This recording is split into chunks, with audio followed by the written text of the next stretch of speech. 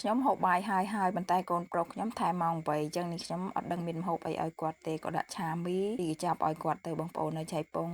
មាន់ស្រែហ្នឹងចំនួន2គ្រាប់ហើយនឹងសាច់អីអញ្ចឹងទៅដាក់ឆាឲ្យគាត់រួចរាល់នេះខ្ញុំហ្នឹងអត់ទេសួរគាត់ទេដោយសារតែខ្ជិលអញ្ចឹងណាបងប្អូនហើយមកតែគាត់ចេញមកព្រោះសាររាល់ដងតែគាត់ចេញមកគាត់ទាបាយហូបហើយអញ្ចឹងបាច់ចាំសួរគាត់ទេដាក់ឆាដាក់អីឲ្យអស់អញ្ចឹងទៅហើយក្មួយខ្ញុំហ្នឹងក៏វាឃ្លានដែរអញ្ចឹងណាសួររហូតឲ្យយាយទេមកសួររហូតថាឆាមីឆ្អិននៅអញ្ចឹងឥឡូវនេះខ្ញុំចាប់ផ្ដើមដាក់ឆាហើយដោយសារតែនេះខ្ញុំរវល់ក្របបានឆាហ្នឹងដោយសារតែនៅជៀនសយ៉នៅអីឆាន់សាច់ជ្រូកហាន់អីចឹងណាបងប្អូននៅធ្វើការងារផ្ទះអត់ទាន់ហើយអញ្ចឹង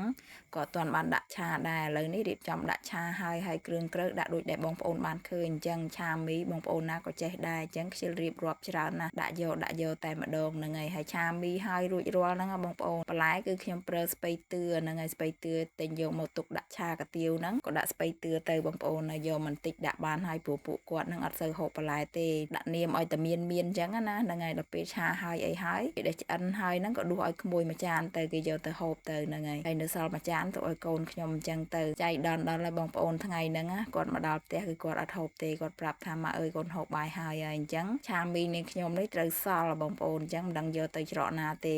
ក៏ច្រកប្រអប់ដាក់ចូលទូទឹកកកតែម្ដងទៅព្រលឹមឡើងដាក់កដៅឲ្យគាត់ហូបវិញអញ្ចឹងទៅណាហ្នឹងហើយបងប្អូនហ្នឹងលទ្ធផលយើងអត់ទេសួរគេមុនបើសិនជាយើងទេសួរគេមុនយើងមិនបាច់ចាំធ្វើអញ្ចឹងណាដល់ពេលនេះជ្រុលហើយធ្វើហើយថ្ងៃក្រោយត្រូវសួរមុនអញ្ចឹងណាព្រោះរាល់ដងគាត់ទេមកប្រាប់ដែរមកអើយកូនហូបបាយផ្ទះអញ្ចឹងណាដល់ពេលអញ្ចឹងថ្ងៃនេះខ្ញុំក៏អត់ទេគាត់ក៏អត់ប្រាប់អត់ទាំងអស់គ្នាឥឡូវធ្វើម្ហូប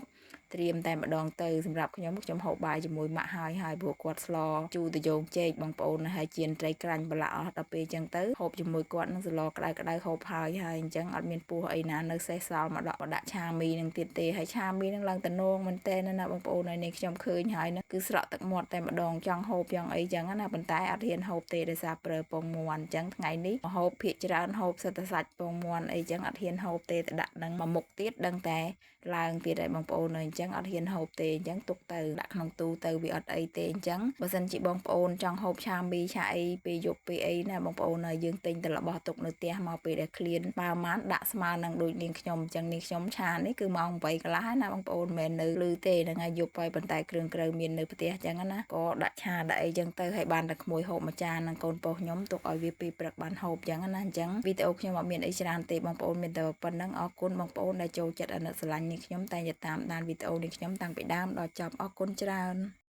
ហើយបើចង់ឲ្យនាងខ្ញុំធ្វើវីដេអូអីទៀតសូមខមមិនក្រោមវីដេអូចង់ធ្វើម្ហូបអីចង់ឲ្យញ៉ាំអីកុំភ្លេចខមមិនក្រោមវីដេអូនាងខ្ញុំដើម្បីបានទទួលវីដេអូថ្មីប្លែកទៀតណា